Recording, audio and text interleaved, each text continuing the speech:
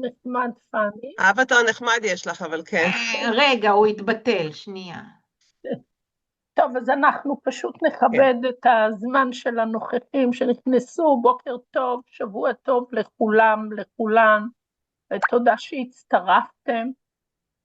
המפגש היום מוקדש לפילוח התמיכות לקראת שנת הלימודים תשפ"ז, תוך התייחסות לנושא של איגום המשאבים והמשמעויות שלו, כאשר המטרה היא ליצור מערך של בהירות בתוך התהליך. נעמה ועוד חברות מצוות המתיה ואיילת יציגו לנו פה את המערך, את מה שאנחנו עצמנו חשבנו תוך כדי בחינה של כל השנה האחרונה וגם השנים האחרונות מאז שינוי החוק, לראות איך אנחנו יכולים לאגם את המשאבים כאשר אנחנו עושים את מערך פילוח התמיכות, ובסוף המפגש כמובן נהיה במה לשאלת שאלות, ואנחנו ננסה לעשות את המיטב כדי להשיב לכם. אז שיהיה מפגש פורה, ומראש תודה רבה לכל העושים במלאכה, ושבוע שקט, אמן. בסדר, תודה סימה. אז אני אעשה שיתוף מסך וניתן לאיילת ככה לפתוח.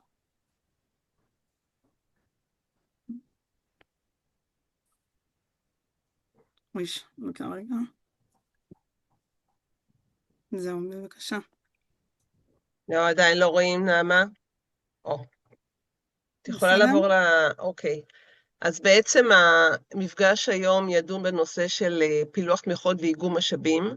זה כמו שפתחתי ואמרתי, זה בעצם שינוי בתפיסה. את יכולה לעבור לשקף הראשון, נעמה, בבקשה? תודה. לא. זהו, כן. אנחנו מדברים בעצם על שינוי גישה, זה אומר שעד היום בעצם כל ילד שפולח לו סל תמיכות, עבדנו בעצם בשיטה של גישה פרטנית. גישה פרטנית זה בעצם התמקדנו יותר בצורכי התלמיד. אנחנו היום נתבונן, והקונספט בעצם אומר שאנחנו שואפים לעבור מהתפיסה הפרטנית לתפיסה המערכתית. זה אומר שההתבוננות שלנו לא תהיה רק ברמת תלמיד או תלמידה, אלא יותר התבוננות ברמת כיתה ורמת שכבה, וזאת כמובן לצד הדיוק של פרופיל התלמיד, כי יש לנו חוץ מהסלים אישיים, יש לנו גם את הנושא של שעות של שילוב והכלה, ויש לנו עוד איגום משאבים מתוך בית ספר. אז אנחנו ככה, בואו נתחיל לצלול, ואז תוכלו בדיוק להבין לאן התפיסה הזאת היא... אוקיי. אז אני אמשיך? כן, אז תמשיכי את. אוקיי. אז בעצם מה שאנחנו הולכים היום לעבור איתכם בעצם, זה ככה כמו שככה סימה פתחה ואמרה, ואיילת המשיכה, אנחנו נדבר בעצם על התפיסה הזאת, ואנחנו נרד בעצם לפסים ממש מעשיים, איך אנחנו הולכים לעשות את זה. לא, סתם לקטשופ אחר. רגע, בואו רק נשים על מיוט את מי שלא זה. אז אנחנו נתחיל בעצם את המפגש עם היכרות עם שלב הראשון, שבעצם אנחנו נציג לכם רעיון למיפוי, איסוף נתונים וזיהוי הצרכים שלכם בתוך בית ספר. בשלב לאחר מכן נדבר על איגום המשאבים, קבלת החלטות והמרת השעות, הלכה למעשה איך הדברים הולכים להיות בפועל.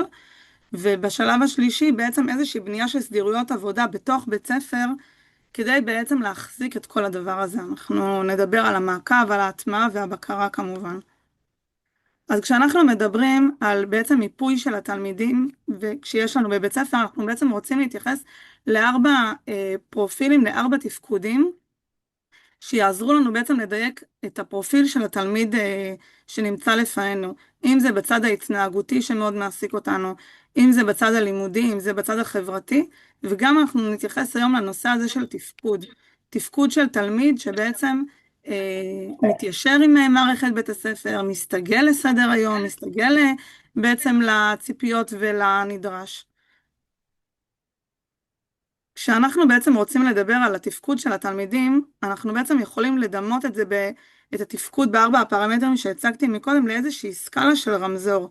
אם בצד האדום של הסקאלה אנחנו רואים תלמידים שצריכים תיווך מלא וצמוד, התפרצויות או קושי בוויסות, תלמידים שלנו שזקוקים למערכת אישית, תלמידים שיש להם פער לימודי משמעותי, ובצד השני של הסקאלה אנחנו נראה ילדים שהם בתפקוד עצמאי, הם יכולים לעבוד לבד, הם כבר יוזמים את הקשרים החברתיים, הם מתנהגים על פי כללים וסדר היום בבית הספר, ובטווח יש לנו בעצם איזושהי מין תנודה שבעצם מתאימה את הפרופיל האישי המיוחד לכל תלמיד.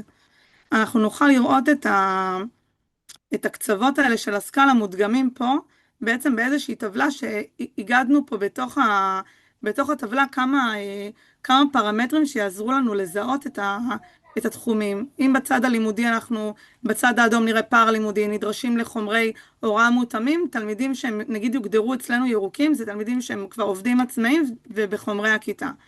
בצד החברתי, אם יש תלמידים שיהיו זקוקים לתיווך מלא כדי לייצר קשר, נראה תלמידים שהם חסרי יוזמה. בצד השני של הסקאלה אנחנו נראה אותם יוזמים קשרים, משתפים פעולה, מקיימים קשרים מדדיים. תלמידים ההתנהגותיים שאנחנו לצערנו ככה מתמודדים, מגיעים לפתחנו מקרים של התפרצויות על בסיס יומיומי, לעומת תלמידים שמתנהגים על פי כללי בית הספר. ובצד התפקודי אנחנו הכנסנו פה איזשהו רכיב שככה, זה השם שאנחנו מצאנו, יש בסוף את התלמידים שהם צריכים מאיתנו איזושהי מערכת יותר אישית, מערכת שכוללת עברורים, התאמות, יציאות מחוץ לכיתה, לעומת בעצם תלמידים שיושבים ומצליחים ככה לתפקד בסדר היום בכיתה שלנו.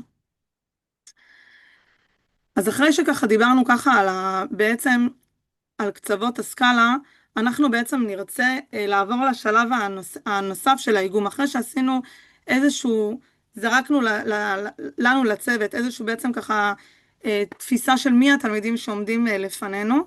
אנחנו בעצם בשביל לעשות את האיגום אנחנו חייבים לעשות בעצם חשיבה בין מקצועית. בחשיבה הבין מקצועית הזאת אנחנו נשב ככה בשולחן אחד ביחד, מנהלת בית הספר, יועצת חינוכית, כמובן אם יש רכז שילוב בבית הספר, מתכללת, מומחיות תחום, יש לנו מומחיות התחום של ה-ISD, מומחיות תחום נפשי, מחלות נדירות. כשאנחנו בעצם יושבים לחשיבה הבין מקצועית הזאת, שזו חשיבה בעצם ראשונית, אנחנו נרצה לדבר אודות המיפוי שאנחנו נקיים. אנחנו גם נראה ממש איזשהו רעיון איך בעצם להציג אותו לקראת שנת הלימודים בעצם הבאה, ואנחנו צריכים בעצם להתחיל לעבור מנושא של איסוף נתונים למהלך של קבלת החלטות משותפות. כדי לעשות את זה ככה בצורה הטובה ביותר, אתם רואים יש פה איזושהי מין טבלה יחסית לא מדי מורכבת, שבעצם ככה אנחנו מציעות להתייחס לתלמידים, בתפקודים שדיברנו עליהם, וממש אתם רואים יש פה אפילו איזשהו צבע, שנותן לנו פה עכשיו איזושהי פריסה, אתם רואים שיש פה פריסה של מיפוי כיתתי. בעצם אנחנו יכולים עכשיו לראות כיתה, ואנחנו יכולים רגע עכשיו לדייק ולחשוב מי מהתלמידים פה בעצם יכול ככה להתערם ממשהו שהוא יותר קבוצתי, מי מהתלמידים חייב באופן דחוף סוג של מענה אישי, והוא לא יכול להשתלב עם תלמידים נוספים באיגום הזה. כשאנחנו בעצם, אחרי שעשינו את הפרופיל, את הניתוח בעצם, רגע אני ככה עוד מאשרת, כשאנחנו עושים בעצם את הניתוח הזה, הכיתתי, וגם דרך אגב השכבתי, יהיה מאוד מאוד מעניין לראות שתי כיתות נגיד אחת מול השנייה. דבר ראשון שאנחנו צריכים לעשות, רגע לפני שאנחנו עושים את האיגום הקבוצתי, האיגום הכיתתי, אנחנו קודם כל נוציא את התלמידים האדומים, אנחנו זיהינו את התלמידים האדומים, אני מניחה שאתם גם מכירים מי התלמידים שבעצם זקוקים פה למשאבים האישיים, ולתלמידים האלה אנחנו נרצה להשאיר את המשאבים כסל אישי, אנחנו לא נרצה ככה, אנחנו רוצים לשמר להם את מה שהם צריכים, בתמיכות שהם צריכים בצורה האישית, לעומת בעצם תלמידים שיכולים להתערם ממשהו יותר קבוצתי. התרומה היא כמובן הדדית. ברגע שתלמיד נותן, גם סמדר תרחיב על זה אחר כך בהמשך, אבל ברגע שתלמיד, אנחנו יוכל, ברגע שתלמיד יקבל את המענה שלו בצורה קבוצתית, בעצם הערך המוסף שיש לזה הוא ערך מאוד מאוד גדול. גם ברמה שלו האישית, שהוא בעצם נמצא בקבוצה ונתרם מהמהלכים הקבוצתיים, וגם ברמה הכיתתית. אני חושבת סמדר את פה, אני חושבת שאנחנו נראה את זה יותר בהמשך, איך זה בדיוק מתקבל הלכה למעשה, אבל מה שבעצם היה לנו מאוד מאוד חשוב היום, בעצם לב ליבו של העניין, זה איך היום, במקום בעצם מענה שהוא מענה, אנחנו רואים כל ילד בפריזמה רק את הפריזמה שלו, אנחנו רוצים רגע להרחיב את המבט שלנו, רגע להסתכל רגע על מה קורה לי בתור כיתה. אני מנהלת כיתה, יש לי פה כמה ילדים בסל אישי, יש לי פה גם ילדי שילוב בכיתה, יש לי גם ילדי הכלה בכיתה, יש לנו גם ילדים שעוד לא איתרנו, עוד לא הבחנו ועוד לא זיהינו, וגם הם צריכים את היחס האישי שלהם, ואיך אנחנו לוקחים פה בעצם, אנחנו יוצאים לאיזשהו מהלך שבעצם מקבץ גם את מה שהילדים האלה מביאים מתוך הסל האישי שלהם, גם את הסלים שיש לכם מנהלי בית הספר, אם יש פה רכזי שילוב, יש לנו שעות שילוב והכלה, יש לנו גם שעות מהגפן, איך אנחנו יכולים לקחת את כל המענים האלה ולעשות פה איזשהו איגום כדי להתייחס אליהם כחטיבה אחת. תודה איתנו? כן, כן, ודאי, ודאי.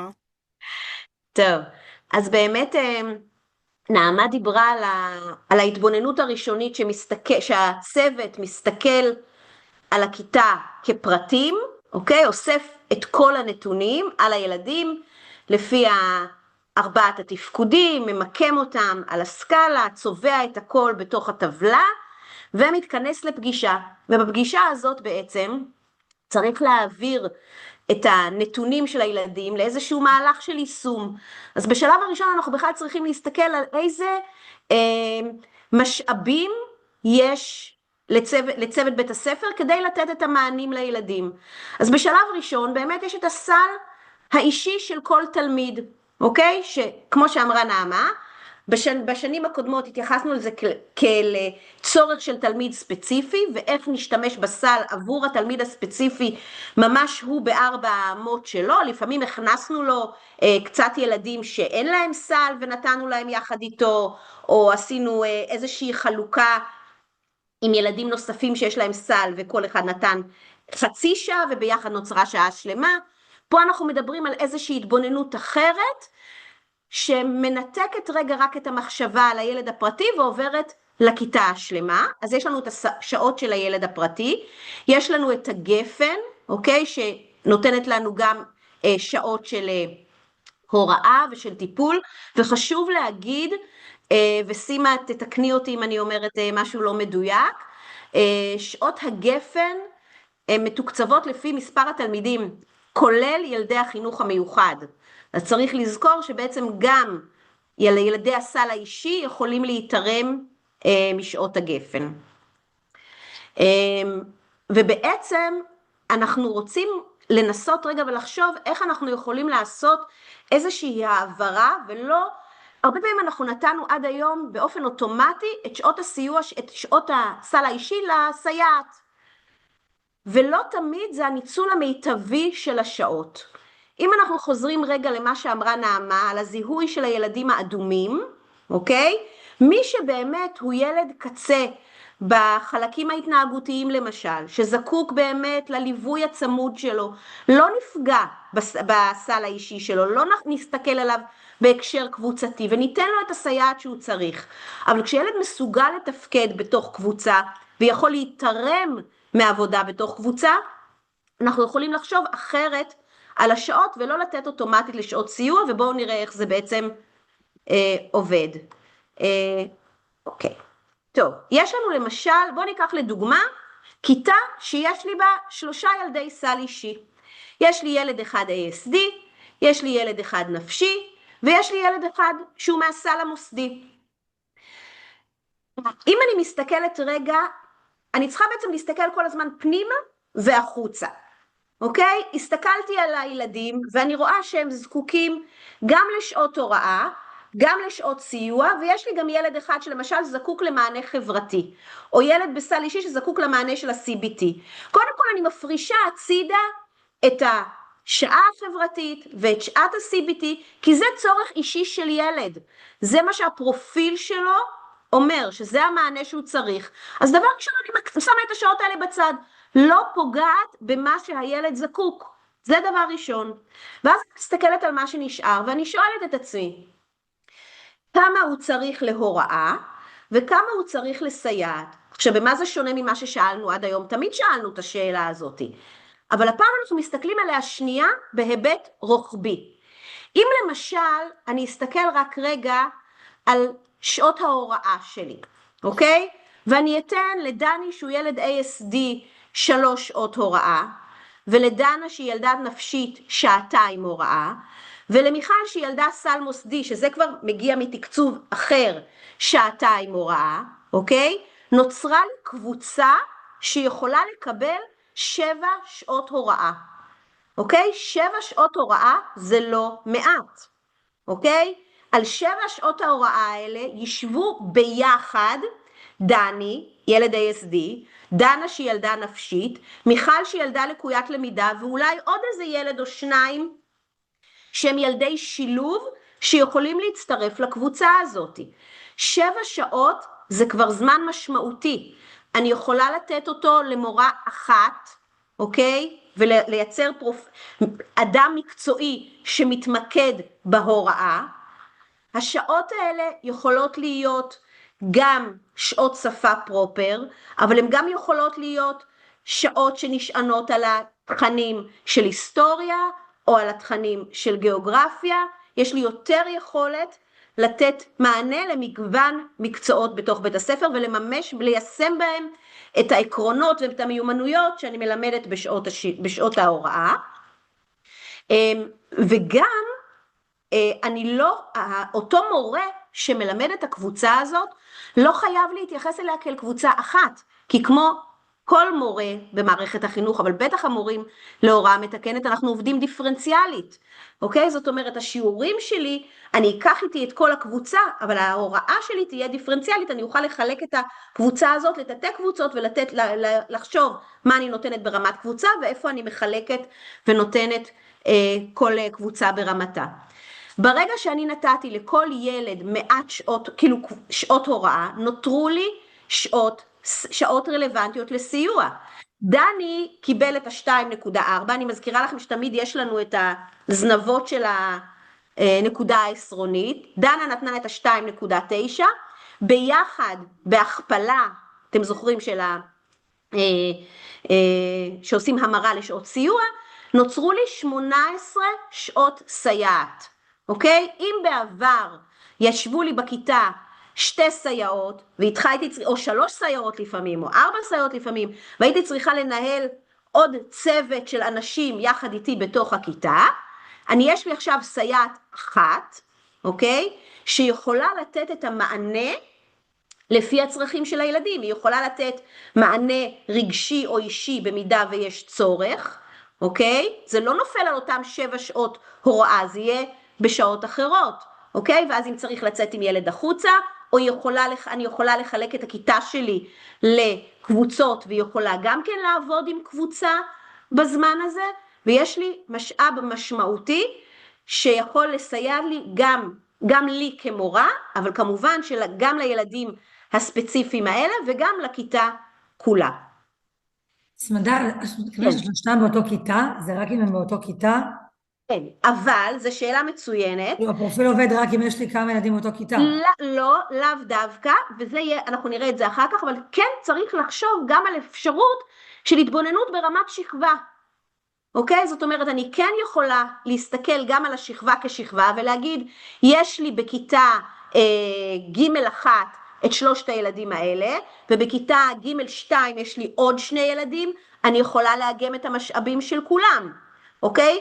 ואז יכול להיות שאני אחבר את שעות ההוראה שלהם ולא את שעות הסיוע, או אני אחבר גם את שעות הוראה וגם את שעות הסיוע. הכל בהתאם לפרופיל של התלמידים ולפרופיל של הכיתות. אבל בהחלט זו נקודה שצריך לחשוב עליה משתי סיבות. אחת, זה איגום יותר רחב, ואז יש לי יותר שעות ויותר יכולת לתת מענה. וגם זה יאפשר לי יותר לראות מה באמת התועלת של הדברים, כי אני אסתכל ברמת שכבה, ועוד מעט נגיע לזה.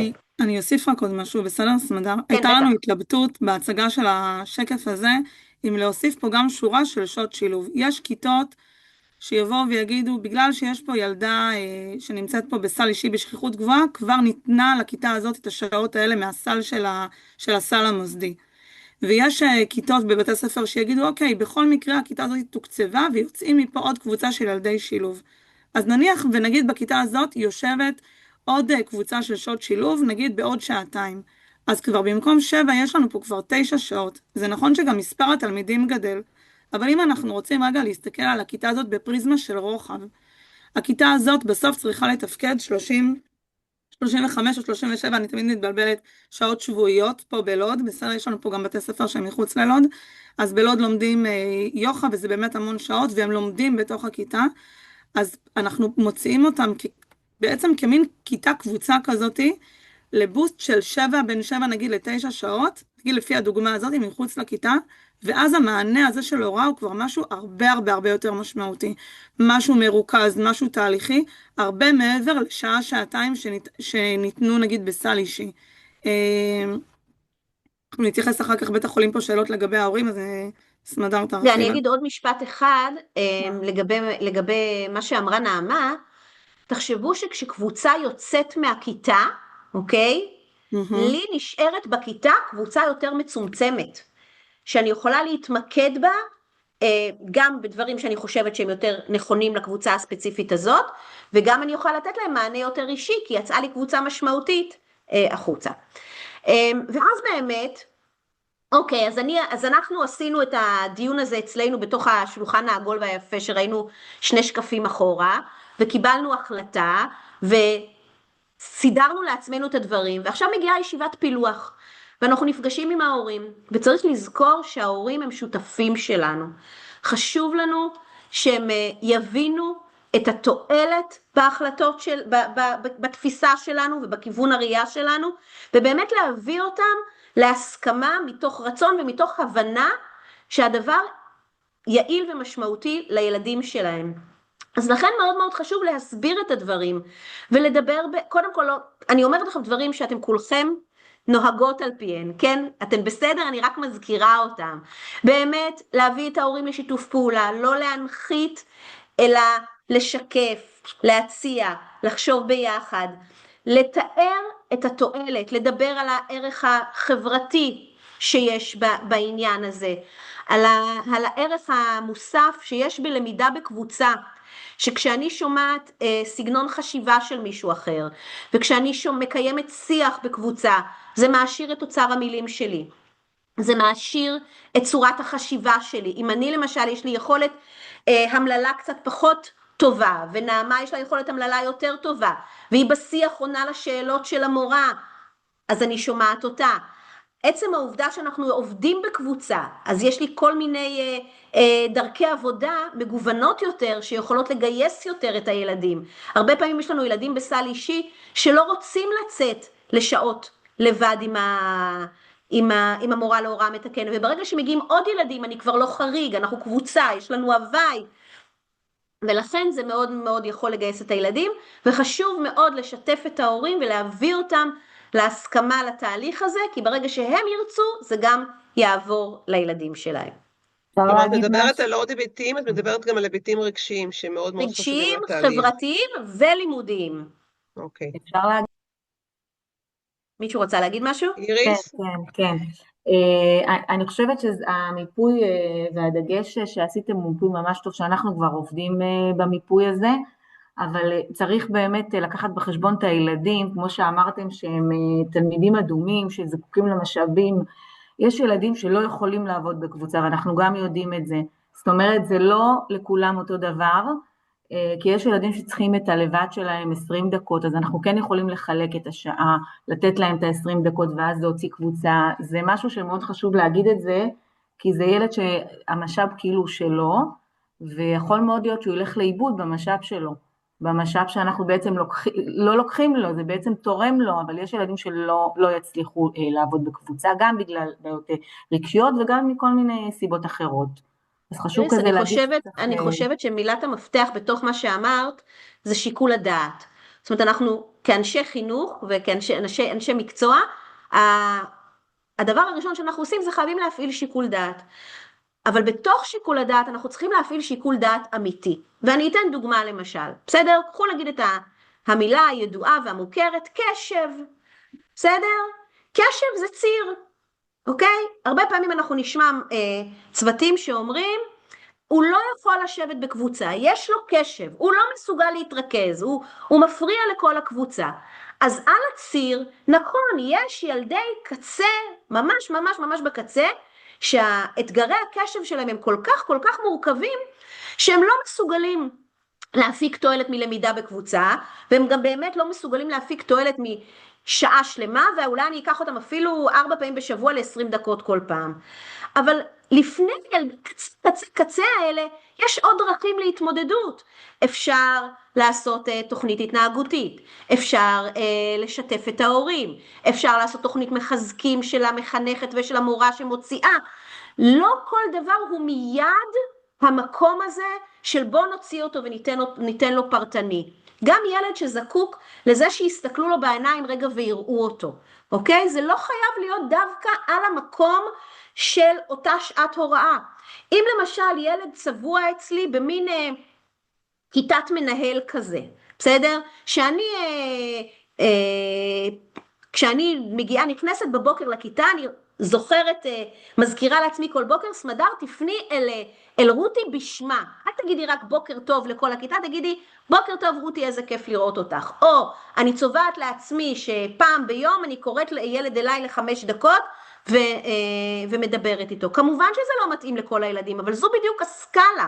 אני צריכה לחפש את הילדים שהם בקצה הסקאלה, אלה הילדים שאני לא אפגע בסל, לא אהפוך את הסל שלהם לסל שניתן בקבוצה, אוקיי? אבל זה ילדי קצה. כן, נגיד גם שבסוף הילדים האלה צריכים להחזיק יום שלם ושבוע שלם בתוך הכיתה, ואז השאלה שנשאל, מה בין ה-20 דקות שניתנים להם לבד לבין כל השבוע, איזה תהליך הם יכולים לעבור כשהם נמצאים בקבוצה של 7 שעות. זה לא 20 דקות, זה מפגש כבר תהליכי, זה קשר, זה משהו הרבה יותר מעמיק, זה משהו קצת אחר, ויכול להיות שבאמת צריך קצת, כשהדברים ככה ייפלו, ואנחנו גם תכף נשמע דוגמה מהשטח, אז אולי גם זה ייתן לכם ככה יותר מקום ככה של מנוחה, ולשאול בעצם אנשים שעשו את זה השנה. נעבור בסדר? רק לעבור לשקף הבא. אני לא, אוקיי. עכשיו כמובן שבשביל שכל הדבר הזה יעבוד, צריך להחזיק את המערך הזה, אוקיי? אז ברגע שסיימנו את הפילוחים, הסתיימה השנה, הגיעה השנה הבאה, עכשיו צריך להחזיק את זה. אז קודם כל חייב להיות, נתחיל רגע מדבר אחר, קודם כל אתם לא לבד, בסדר? זאת אומרת, יש את צוות המתיה, שילווה אתכם ממוקד אל מול ההתנהלות של הפילוח המחודש הזה. זאת אומרת, למתכלל את המתיה, יהיו מפגשים קבועים עם מורת השילוב, אוקיי? עם כל איש צוות אחר שיצטרך הדרכה על איך לעבוד ואיך לעשות את הדברים. כמובן שבשביל להחזיק את זה טוב, חייבים להיות גם מפגשים של מעקב ובקרה. זאת אומרת, כל פעם הצוות הזה, המתכללת, עם מומחית התחום, מגיעות להיפגש עם הצוות ולשמוע מה עבד, מה לא עבד, איך אפשר לעשות אחרת את הדברים, איך אפשר לדייק יותר את הדברים, כדי שהדברים יעבדו. וחוץ מזה, גם באחריות בית הספר, זה לצבוע מפגשים קבועים בלוז, שהם נועדו לשיתוף פעולה של המורה שמלמד בכיתה, ומורת השילוב. בעצם, מה הדגשים שאני רוצה שאת תתני אותם בשעות שלך עם הילדים? היזון חוזר, זאת אומרת, מה היה אצלך, מה עבד, במה הילדים התקדמו, במה הם לא התקדמו, ואפילו גם חלקים של שפה מקצועית. זאת אומרת, אם אנחנו רוצות ללמד איזשהו נושא מסוים, ויש לי כלים של כרטיסי ניווט מסוימים, בואי נעביר אותם מאחת לשנייה, שנשתמש באותה השפה. שיתוף הפעולה הזה הוא מאוד מאוד חשוב. אפשר לעבור שקף. בדיוק, אז ככה אנחנו לקראת סיום, קצת דגשים. עכשיו ככה, בכל אופן, יש לנו כמה דגשים שחשוב לנו להגיד. כמו שאמרנו, שאנחנו לא ניקח ילדים אדומים, מבחינתנו, גם ילדי א' הם אדומים. אנחנו לא מכירים אותם, אנחנו לא יודעים באמת איך הם התנהלו בגן, אנחנו יודעים שהרבה פעמים בפילוח גננות, או שהן לא יכולות להצטרף, ואנחנו נמצאות רק עם הורים, ואז אנחנו מקבלים רק את נקודת המבט של ההורים, אין לנו מספיק מידע. גם כיתה א' זה עולם חדש, יש זמן של הסתגלות, לכן אנחנו רוצים להוציא אותם בכלל מהמשוואה, בסדר? ושני הדגשים האחרים הם, אחד, כמו שאמרה קודם טל, שהיא שאלה אם זה ברמת כיתה או ברמת שכבה, אפשר להסתכל גם ברמת שכבה. אל תלכו אוטומטית רק על כיתה, תנסו, אולי אפשר שכבה, אבל אל תנסו ללכת על כל בית ספר. בסדר? על כל הכיתות, על כל השכבות. בואו תעשו פיילוט, תחפשו את הכיתה, את השכבה שזה הכי מתאים לה, מבחינת הילדים, מבחינת הצוות, שאתם מרגישים שיש שם הכי הרבה סיכויי הצלחה, ואותה תעשו. והדבר היותר חשוב, אוקיי? אתם חייבים לדייק לעצמכם את כל הנושא הזה של כמה שעות לכל ילד מכל דבר, כמו הטבלה הזאת שהראינו לכם, ממש תרשמו, תעשו כמו מין הנהלת חשבונות כזו, תרשמו לעצמכם לכמה זה מתכנס כל דבר, אוקיי? לפני שתגיעו לישיבת הפילוח, או לפני שתגיעו לזמן הזנת הנתונים, כי אז פתאום תגלו שיש לכם אולי טעויות. בסדר? אז מאוד מאוד חשוב להגיע מסודרים לשלב של הזנת הנתונים. אוקיי, נמשיך. אוקיי, עכשיו, הזנת הנתונים. בסוף אנחנו גם עובדים במערכת מסודרת, ויש את החלק הבירוקרטי. אז קודם כל, אתם זוכרים שבמערכת פילוח תמיכות, כשמזינים פילוח לתלמיד, אפשר לכתוב אם זה מענה פרטני או בקבוצה. ועד היום, כשהזנו בקבוצה, זה היה מתחלק, זאת אומרת, אם כתבתי שסמדר ונעמה, אם כתבתי שסמדר תקבל שעת הוראה בזוג, אוקיי? המערכת לקחה לי רק חצי נקודה, ולא נקודה שלמה, כי היא אמרה, את החצי נקודה השנייה אני אקח מנעמה. כדי שזה לא יקרה, כדי שלא יהיה פתאום, ייתנו לילד 1,000,000 שעות, כי אני אומרת שהוא הולך לקבל את זה עם עוד 3 ילדים, במערכת פילוח תמיכות אתם תזינו את זה כפרטני, למרות שאתם נותנים את זה כקבוצה. במערכת עצמה אתם תזינו את זה כפרטני, אבל הרי בוועדת פילוח אתם נפגשים עם ההורים, מאוד מאוד חשוב להגיד להורים את הדברים האלה ולהגיד להם, אנחנו מזכירים, המענה יינתן בקבוצה, אבל בגלל שהמערכת היא מערכת ממוחשבת, לא חכמה כל כך, אנחנו נזין לכם את זה כמענה פרטי, ולכתוב את זה בפרוטוקול.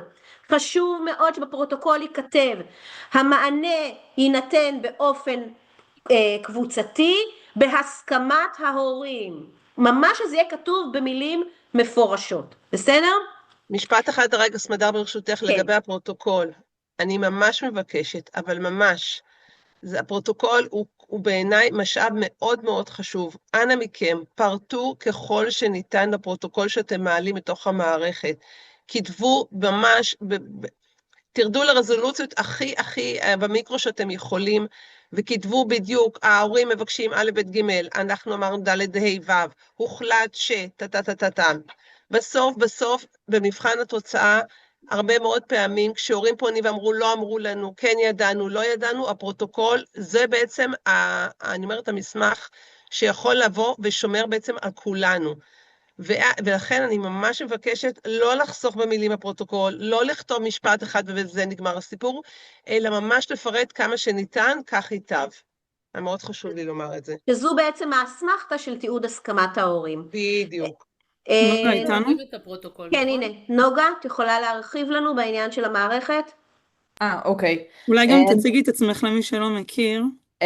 אני נוגה, אני מרפאה בעיסוק במקצועי, ובכובע פה ספציפית אני אחראית על הפילוחים, אני מאשרת את הפילוחים. אני אגיד, את שנה שעברה עשינו איזשהו מפגש מאוד ארוך על ההקלדה, אז אני לא אחזור על הכל, אבל אני כן אגיד כמה נקודות חשובות. קודם כל העניין הזה של הפרוטוקול, שהוא מאוד משמעותי, בעצם אם אין פרוטוקול, או שהפרוטוקול הוא בכמה מילים או משפט, אנחנו מחזירים את הפילוח ואתם תצטרכו לתקן אותו. זה דבר ראשון. דבר שני, חשוב לי להגיד על פעימות התקצוב. פעימות התקצוב הראשונה, אין לנו את התאריכים עדיין, גם הרבה פעמים קצת מפתיעים אותנו עם התאריכים. פעימת התקצוב הראשונה היא בדרך כלל בסוף יוני. זה אומר שכל הפילוחים שמוקלדים עד סוף יוני הם מאושרים, עד תחילת השנה, עד 1 בספטמבר, כבר כל השעות אמורים להיות כבר אישורים של כל התומכות חינוך, אוקיי? הפעימה השנייה היא בדרך כלל בסוף אוגוסט, ואז יש עוד פעימה מתישהו באוקטובר, נגיד אחרי החגים, משהו כזה. אז חשוב לשים לב לזה, בגלל זה אנחנו ככה אומרים את כל הדברים לעשות כמה שיותר מהר, כמה שעושים את זה יותר מהר, השעות מגיעות יותר מוקדם ויש אישורים להכל יותר מוקדם. עוד משהו משמעותי זה שהמנהלים או מי שיש לו גישה למערכת כל הזמן בעצם יתעדכן בסטטוסים של התלמידים, אוקיי? כל הזמן לבדוק מי ממתין לעדכון, האם יש משהו שצריך לתקן, האם זה כבר הועבר, אוקיי? וזה בעצם אחריות שלכם כל הזמן להיות על זה ולראות מה קורה עם התלמידים והסטטוסים שלהם. גם יש ילדים שככה נולדים, אתם מכירים את זה, פתאום איזה ילד חדש שמופיע במערכת, אז באמת אתם צריכים להיות על הדברים כל הזמן. כשאתם מקלידים את הפילוח בסוף מאוד מאוד חשוב ללחוץ על אישור ושיגור, אשר ושגר, אני לא יודעת בדיוק איך זה מופיע. היו לנו כמה מקרים שנה שעברה ומישהי אמרה אבל הקלדתי הכל, הקלדתם אבל לא לחצתם על מה שצריך ואז זה לא הגיע אלינו, אוקיי? זה מאוד מאוד משמעותי. שני דברים אחרונים, קודם כל במעברים, ילד שעובר לבית ספר אחר, לעיר אחרת, כל מעבר שהוא, הפילוח נעשה במסגרת שמכירה את הילד שבו הילד לומד כרגע עם נציגות של הבית ספר הקולט. זה אומר שאם ילד לומד אצלכם ועובר שנה הבאה למקום אחר, לבית ספר אחר או לעיר אחרת, אתם עושים את הוועדה, אבל אתם משתפים מישהו מבית הספר הקולט. באותה מידה, אם ילד עובר אליכם, הם עושים את הפילוח, ואני מקווה מאוד שהם יזמינו מישהו מבית הספר כדי לדייק את המענים שאתם יכולים לתת. ודבר אחרון שהוא מאוד מאוד משמעותי, בעניין תומכות החינוך, זה משהו שאנחנו נתקלים בו המון, תעבירו את המסר, אני לא יודעת בדיוק מי נמצא פה, אבל לא להעסיק תומכת חינוך אם אין לכם את האישור ממערכת תומכות חינוך. זה שהפילוח אושר, זה לא אומר שיש לנו עדיין את התקצוב ממשרד החינוך. קראו לנו כמה וכמה מקרים השנה שבנו על זה שיש אישור, העסיקו סייעת, ומכל מיני סיבות לא היה אישור עדיין, ואז מצאנו את עצמנו במין משא ומתן. אנחנו בדרך כלל מצליחים לפתור את זה, אבל חבל שניכנס למקומות האלה. המנהלות יכולות להיכנס למערכת תומכות חינוך ולראות את כל האישורים, אז אנחנו יכולים לראות את זה, גם אתם יכולים לראות את זה, וחבל שיהיו עם זה בעיות. נראה לי שזהו. תודה נוגה. אז רגע לפני שאנחנו מסכמים, אני אצא רגע משיתוף מסך שנוכל לראות אחד השני. נמצא איתנו פה שמעון ריינולד, רגע דקה, שהוא יועץ בתלמוד תורה חב"ד בנים בעיר לוד, שבעצם התנסו השנה ככה במה שאנחנו הצגנו, והיה לנו חשוב ככה לתת לו ככה קצת במה, להשמיע מהחוויה שלהם, מהחוויה של הלמידה הקבוצתית, באיך שבעצם הם שיווקו את הדבר הזה, איך הם בעצם הסבירו את הדבר להורים, ואחר כך ניתן זמן לשאלות כמובן. אז שמעון, אתה איתנו? כן, בוקר טוב. אז בבקשה. רק שמעון, לפני שאתה ממשיך ופותח בדבריך, אם תוכל גם בסיכום לומר את התובנות שלך מעצם ההובלה של מה שעשיתם השנה. תודה רבה מראש. בסדר גמור. אז קודם כל בוקר טוב לכולם. אני אתייחס רק לקטע של באמת של הפיילוט שעשינו. אנחנו בית ספר גדול מאוד, 760 ילדים, יש לנו קרוב ל-40 ילדי סל אישי, בשכיחות, רובם בשכיחות נמוכה, והדבר הזה באמת מעסיק אותנו מעל הראש,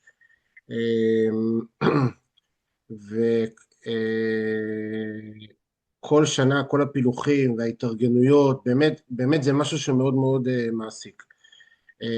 באחד הכיתות, יש לנו 6 ילדי סל אישי עם סלים מאוד מאוד גדולים, ובשיח עם נעמה לקראת סוף שנה שעברה באמת בחרנו בפיילוט הזה של אותו איגום משאבים, כדי באמת לייעל נכון את השעות. עכשיו מה שעמד לנגד עינינו זה שני דברים. הדבר הראשון, שכמות הסייעים שיושבים בכיתות, אם הם לא מופעלים והם לא משמעותיים, סייעים, סייעות, כן? זה יכול להפוך לאיזשהו סוג של נטל, גם על המחנך בכיתה.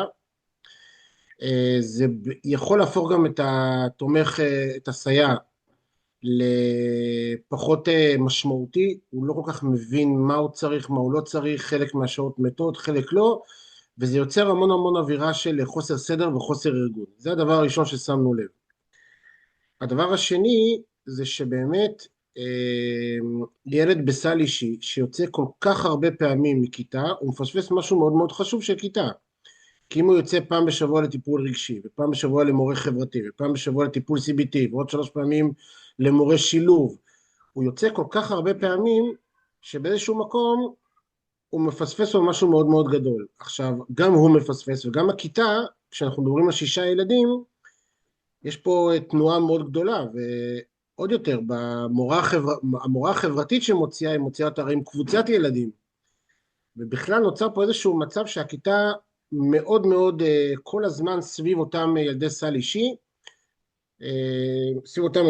וכמובן שיש גם את ילדי השילוב שיוצאים 3 פעמים בשבוע. ולכן באמת עבדנו על הפיילוט הזה של איגום משאבים, ובחרנו גם בקטע של הסייעים וגם בקטע של שעות שילוב. הסייעים, אנחנו הגענו לדעתי לקרוב ל-70 שעות סייע בכיתה, שזה 3 סייעים עם משרה מלאה, כמעט. ושעות השילוב הגענו אני חושב 14 או 16, אני לא זוכר. 11 שעות, בסופו של דבר השנה הם יצאו קבוצה של 7 תלמידים, 11 שעות בשבוע, עם מורה באמת, שזה היה, באמת אני חושבת שזה אחד הדברים הטובים שהיו, שזה באמת היה דמות אחת, וככה בעצם נוצרו שעות רוחב, נכון? נכון, כן. יצאו בעצם כמעט שליש כיתה יצא החוצה ל-11 שעות, נשארו בתוך הכיתה עם סייע ומחנך, יכולנו לנהל בעצם את הלמידה הדיפרנציאלית הזאת בצורה הרבה יותר ככה משמעותית.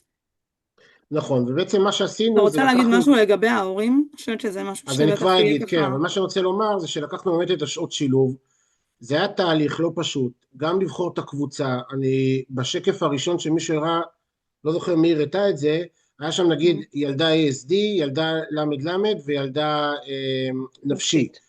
חשוב לומר שילדי ASD בדרך כלל הם עם רמה לימודית קוגניטיבית מאוד מאוד גבוהה, ולא בהכרח הם יכולים להיות באותה קבוצת שילוב עם ילדי למד, זה משהו שצריך גם לקחת בחשבון כשעושים מהם קבוצה.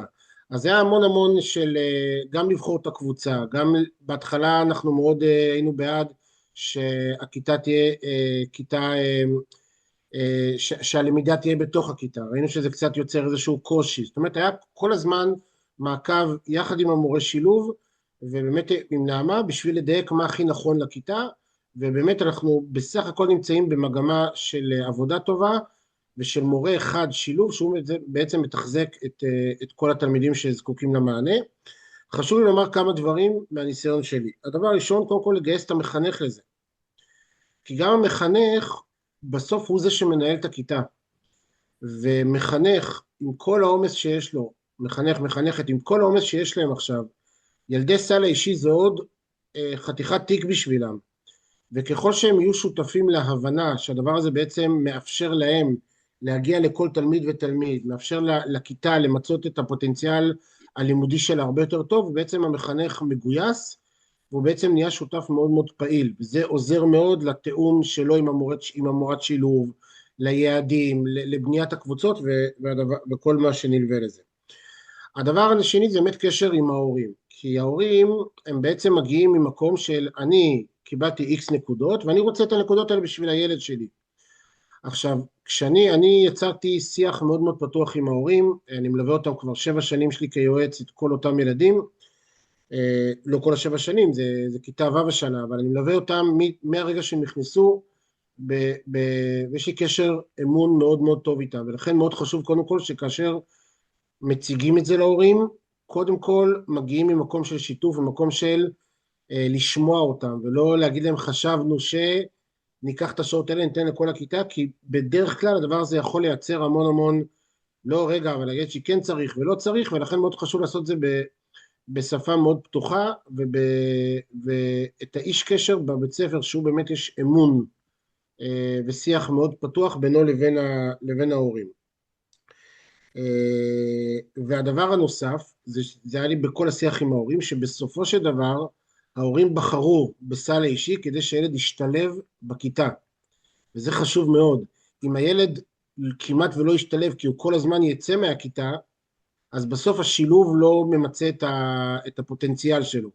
ולכן, ככל שילד יהיה יותר בכיתה, והמענה אומנם יהיה מענה שלו, אבל עוד ילדים ייהנו מהמענה הזה, ילד ירגיש חלק מהכיתה, וכשילד מרגיש שהוא חלק מהכיתה, אז אין ספק שגם הלמידה שלו והמעורבות החברתית שלו הרבה יותר גבוהה. דבר נוסף שזה גם עשינו, זה הסיפור של ניתוח התנהגות, שהוא גם כלי מקסים שיש במתיה. בכל השנים היינו מצמידים את המנתחת התנהגות, נראה לי שגלית פה גם, נכון? ראיתי אותה נראה לי.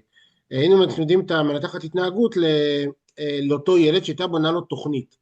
עכשיו, ברוב הפעמים היו בזה המון חריקות, ואחד מהדברים שכן לקחנו זה שגם מנתחת התנהגות, אם אפשר לאגם משאבים ולהפוך את התוכנית מותאמת לכלל הכיתה, עוד פעם, פר ילד, אבל במקום רק נקודתית לילד, אלא גם קצת להרחיב לזה ולבנות תוכנית כיתתית שתתאים את הילד, אבל תגייס גם את המחנך לעשות תהליך של עיצוב התנהגות בכיתה עצמה, הדבר הזה הוא מאוד מאוד יעיל, וגם הדבר הזה עזר לנו מאוד.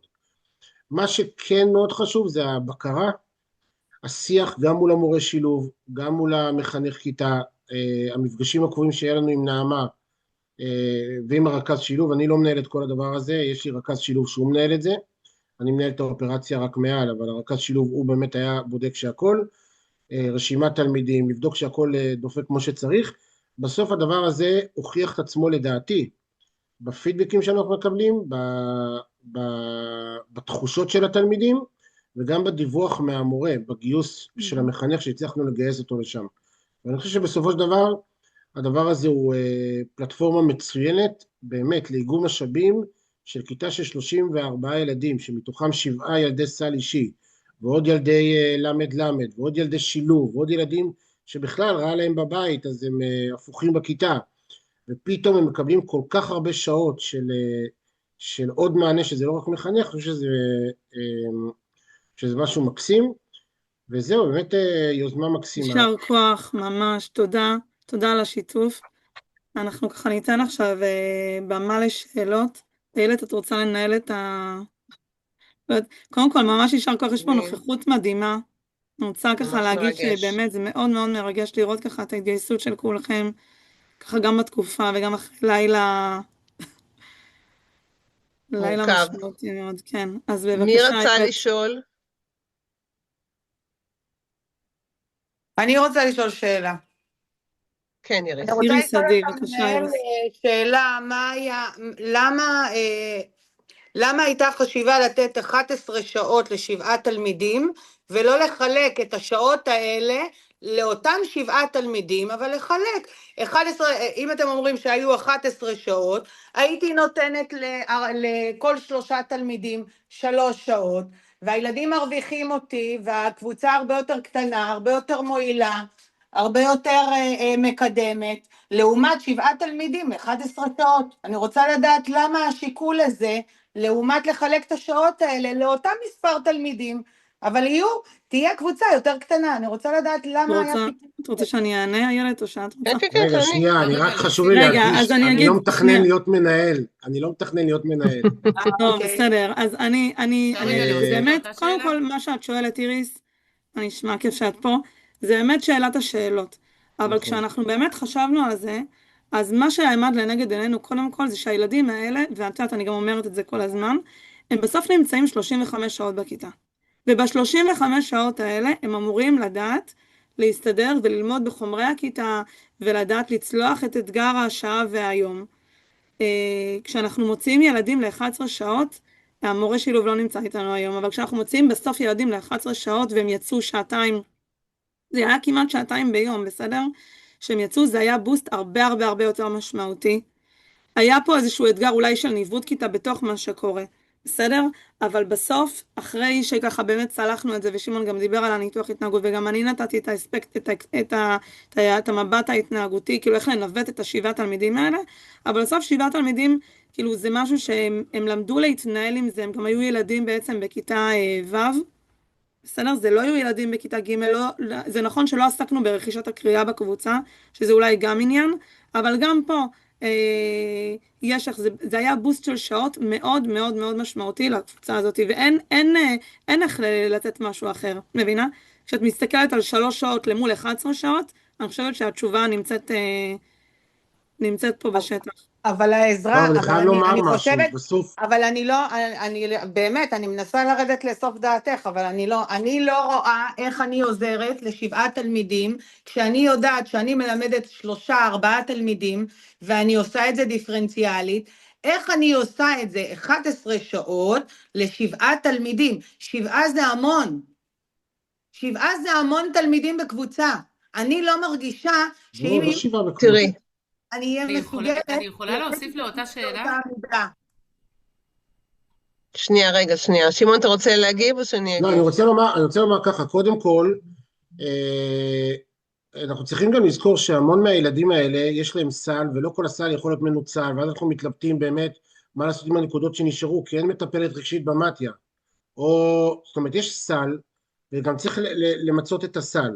אז הרבה פעמים ברירת המחדל בסופו של דבר זה או תומך הוראה או שעות שילוב, כי זה הדבר שבעצם זמין לנו. דבר נוסף, הרעיון לפיילוט הזה הוא עלה תוך כדי פילוחי הסל, אני לא באמת, זאת אומרת, זה הכל בא ביחד, אז עדיין עבדנו על מה שהתרגלנו משנים קודמות, ולכן אמרתי בסוף, שאני אגיע עכשיו לפילוח הנוכחי, אני לאותה כיתה, אני אדע הרבה יותר איך לכלכל את זה בצורה נכונה. נגיד שכבר לקראת שנה הבאה, כבר קיימנו כבר 2 מפגשים, ויש לנו היום באחת עוד מפגש. בדיוק, כדי באמת למקסם את השעות. אבל אני רוצה לשמוע את הקשיים של הקבוצה. רגע, שנייה, אני רוצה לומר משהו. איריס, אני רוצה לומר משהו. קודם כל זה שינוי תפיסתי. נכון. שינוי תפיסתי זה לא משהו שנעשה כלאחר יד, ולא ביום אחד ולא ביומיים. אנחנו עכשיו זרקנו בעצם את האבן לתוך הבריכה, היא תעשה את האדוות שלה, ואנחנו ככל שיותר מסגרות יצטרפו לתוך התהליך, אנחנו יותר מנשמח. אנחנו רואים שמבחן תוצאה ביום יום, נוצרים חדרי מורים נוספים לחדר המורים הקיים, חדרי מורים של תומכות ותומכי הוראה. הרעיון הוא, בסוף אנחנו בתי ספר, ואנחנו צריכים לתת מענה לימודי פדגוגי מדויק ככל שניתן, ולקדם את הילדים. לשם כולנו חותרים. עכשיו, את מדברת בכובע שבעצם של מורת שילוב, אוקיי? זה ברור לי, אבל אנחנו מדברים על אם נוצרת עוד פונקציה, שמוציאה מורה נוספת, שמוציאה את הילדים ב7 שעות האלה. את מבינה איזה בוסט נוסף זה ניתן ברמת הלמידה לאותם ילדים. אני לא מדברת כרגע עלייך כפונקציה של מורת שילוב.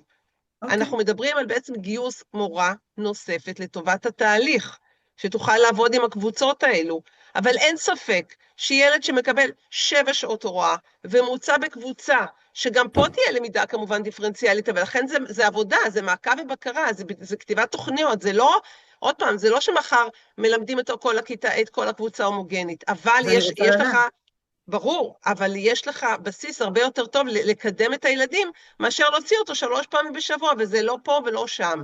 זה הרעיון. עכשיו עוד פעם אני אומר, זה שינוי באיריס, זה שינוי בתפיסה.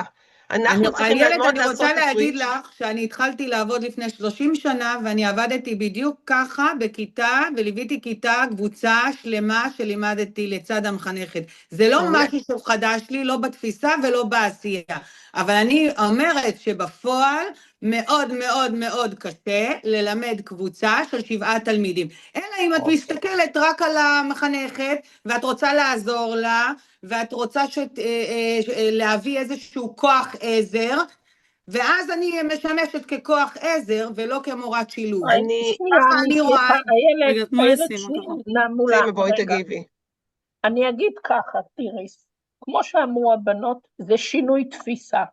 ואנחנו לא מדברים על שמחר בבוקר זה ילך. אתה צריך לבדוק את שיקול הדעת ואת הערך המוסף ביחס לביחד הזה, ש7 תלמידים בקבוצה זה ממש לא הרבה, אני לא מקבלת את האמירה הזאת, אוקיי? ביחס בוודאי למורה שעובדת עם 30-35 תלמידים, אז בוודאי ש7 זה לא. נכון, את צודקת, שהורגלנו לאורך השנים לעבוד עם 2-3 תלמידים. לעומת זה, שהתלמיד, כמו ששימון תיאר את זה, וזה מה שקורה הלכה למעשה, שיש ילד שיש לו ניקוד גבוה מאוד, יוצא כמעט מחלק מאוד משמעותי באחוז של ההשתתפות שלו מתוך הכיתה, יציאה החוצה. רק אני מניחה פה שאלה, ולא צריך לענות ולנהל על זה דיון, אנחנו נגיע אליכם לבית הספר לביקור ונדבר על זה.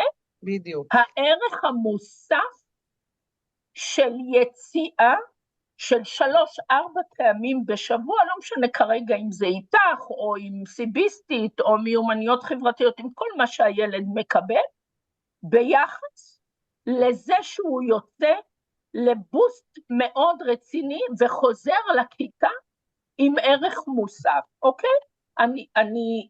זה באמת באמת מאוד קשה. אני יכולה לומר שאחרי בדיקה, חוץ משימון, ברשויות נוספות, אני מקיימת את התהליך הזה, וזה נכון, הקושי הוא באמת לשנות אצלנו את המודל העבודה שלנו בעיקר, אבל אחר כך כשאתה מסוגל ואתה לאורך השנה בוחן, עושה לך תחנות עצירה, ואתה בוחן את ההתקדמות של הילדים, ואת הערך המוסף לי כמורת שילוב, שאני נכנסת לתוך כיתה, אני רואה, זה מאפשר לי לראות גם את התלמיד עצמו, עם כל האסטרטגיות שהקניתי לו, איך הוא מגיב, איזה חלק הוא לוקח בתוך הכיתה, אוקיי? אז זה נכון, זה תהליך, ולכן גם אמרה סמדר ונעמה, אנחנו צריכים לעשות את זה באופן מדוד, על מנת שזה יצלח ושהחוויה תהיה נכונה, כי התלמידים מקבלים ים של שעות, ותודה שימון שאמרת את זה בכנות מלאה, לא תמיד בפועל זה מנוצל הלכה למעשה לאור העובדה שחסרים המון אנשי טיפול, אוקיי? אפשר להגיד עוד משהו, סימה? כן, בסדר. לא רק חסרים אנשי טיפול, חסרים גם סייעות ואנשי צוות, ואני כן מסכימה עם שימון שצריך להיות מאוד מאוד מדויקים עם כל השעות, ולעשות ספירה מדויקת כדי לתת את המענה, ויותר מזה, המשרד מעודד מורות שילוב שיעבדו בתוך הכיתה ולא יוציאו את התלמידים, אז צריך גם לחשוב את המענה שנותנים למורה עם המורות שילוב, שכן הם מסתדרים וכן אפשר לעשות עבודה משותפת בתוך הכיתה, עוד בשיבוצים של המערכת, כדי שזה כל זה יתבצע, ותמיד יהיו מורות שכן יוציאו, וזה גם בסדר, זה לא צריך להיות הכל אותו דבר, אבל כן אצלי יש מורות שתי מורות שילוב שכן נכנסות לעבוד בתוך הכיתות עם התלמידים, ויש מורות שילוב שמוציאות את התלמידים, אז זה משהו שצריך להיות מחולק על פי שיקול דעת, ובאמת באמת אני חושבת ששימון נראה לנו תוכנית עבוד, איך שהם עובדים בצורה מאוד מדויקת, ומאוד מאוד טובה, והוא פלש על הכל, זאת אומרת הוא באמת הסביר את הכל, ועשה סדר גם, אז תודה. תודה.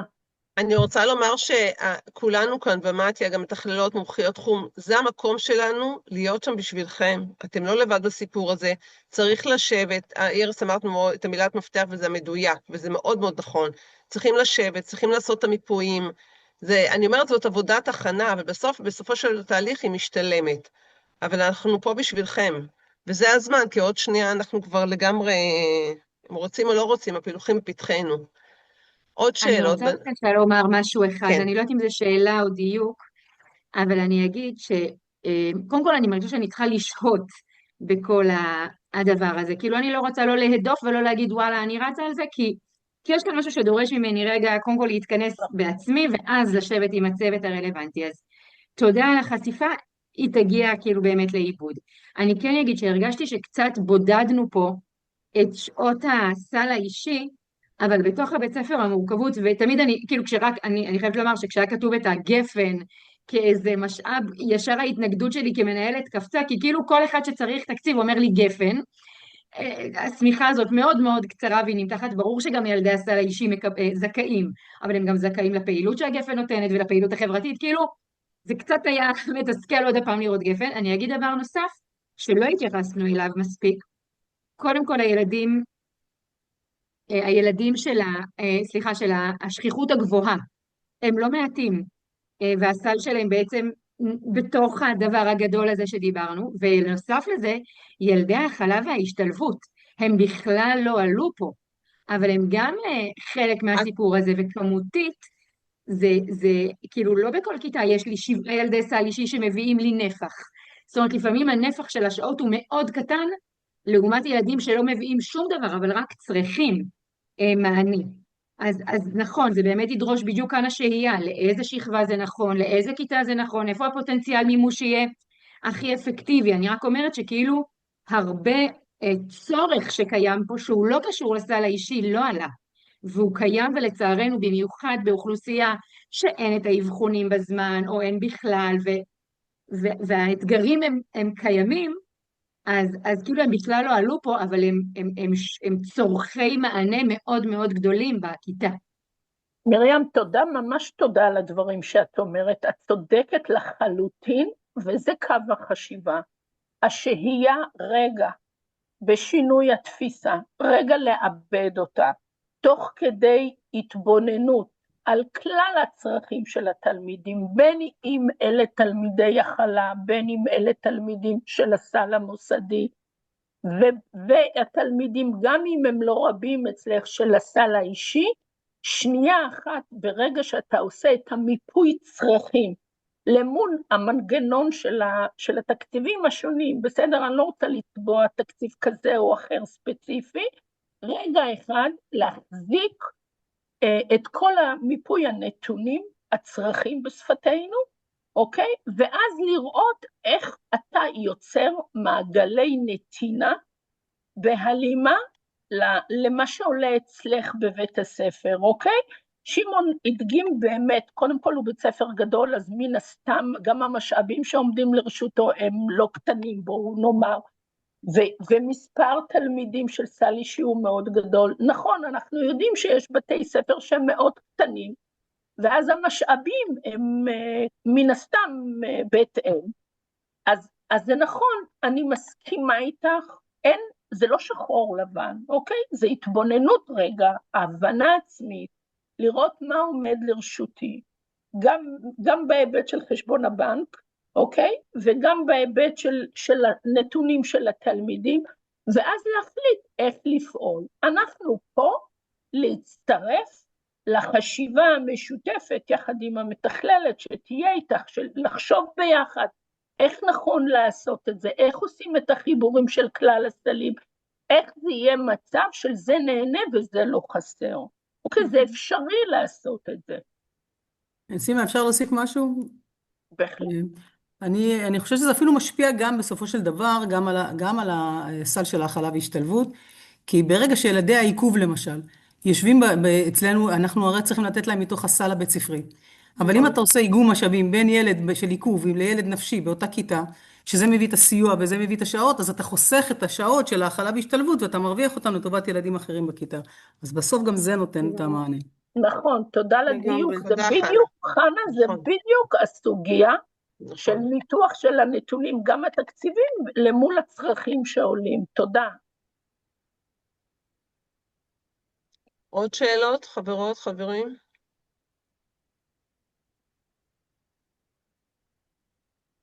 טוב, אז אנחנו נצא לדרך. סליחה רגע, לפני שאת מסיימת, אני רוצה, כאילו אם אין שאלות, להגיד שבעצם המתכללות תיצורנה קשר עם כל אחת מהמנהלות. לישיבה משותפת, ובאמת, ורק אני אבקש, אל תמהרו אז עם הפילוחים, כאילו, איך אמרה מרים, לשהות שנייה, אני יודעת שתמיד אנחנו נורא רוצים להספיק מהר את הפילוחים, רגע, שנייה עם הפילוחים, לעשות חשיבה, ואז...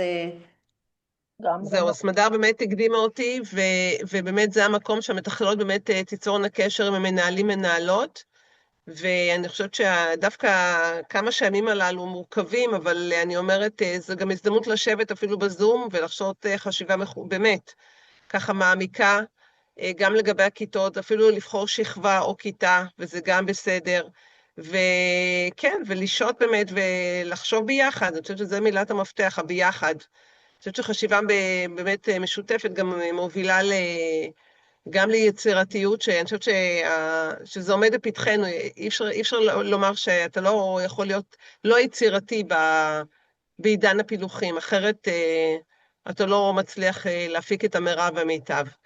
אז אני מאחלת לנו בשורות טובות וימים טובים, ואני כולי תקווה שיש כאן בתי ספר שכבר פועלים, ואני בטוחה שזה רק ילך ויתחדד והם יצליחו לדייק את זה יותר, ומי שלא, אז אני אשמח מאוד שהם יצטרפו גם כן לשינוי הקונספט הזה, ושביחד אנחנו נצא לדרך חדשה, ואני רוצה לומר בשמה של סימה ובשמי ובשם כל צוות המטה, תודה רבה להתגייסות שלכם, לעלות בזום, אחרי לילה כל כך מורכב ולא פשוט, וימים באמת מורכבים, זה ממש מרגש, לפחות באמת אותנו בנימה אישית, ואנחנו ממש מודים לכם על שיתוף הפעולה, ועל הדרך שבה אנחנו בעצם מתהלכים יד ביד.